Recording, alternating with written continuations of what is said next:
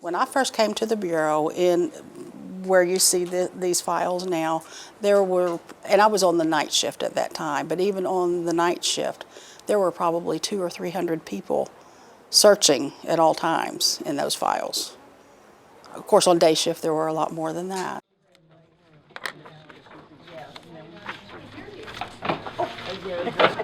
At that time, a fingerprint card would come in.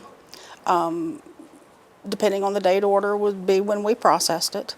The first thing it would do, it would have gone to a fingerprint examiner to have a classification entered. They would look at all of the fingerprints, identify what type of pattern they were, and then they would convert that into the Henry classification, which is how our fingerprint cards are filed. There would be a fingerprint examiner that would perform a search. They'd physically go out to the files. In that Henry classification, there's a portion of it that's called a head class, which is just like your primary classification. That will take you to the approximate cabinet in the file to begin your search.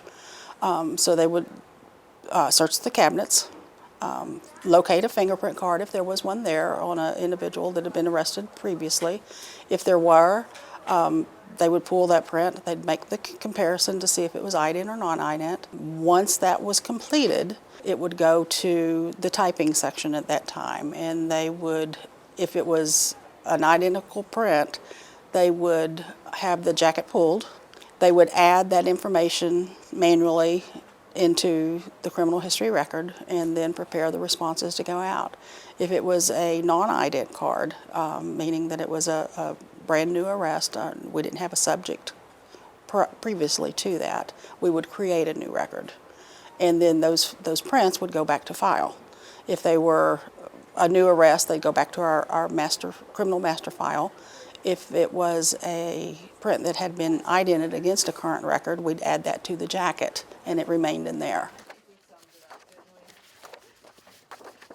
Currently, right now, we don't have anybody that does searching in the files.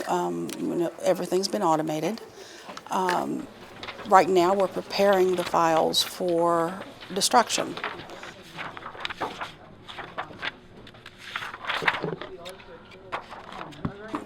The employees that work in these files have worked here for years.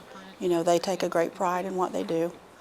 It's sad, but it is really a dying art. Like I said, it's the legacy system. It's historical. You know, it's what the Bureau was founded upon or built upon. You know, the old identification division. You know, that's what built the Bureau.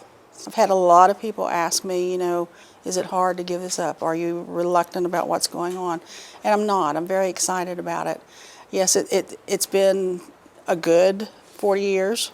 You know, I've been very fortunate to work at the Bureau this long, but I'm very excited about where we're going in the future as well.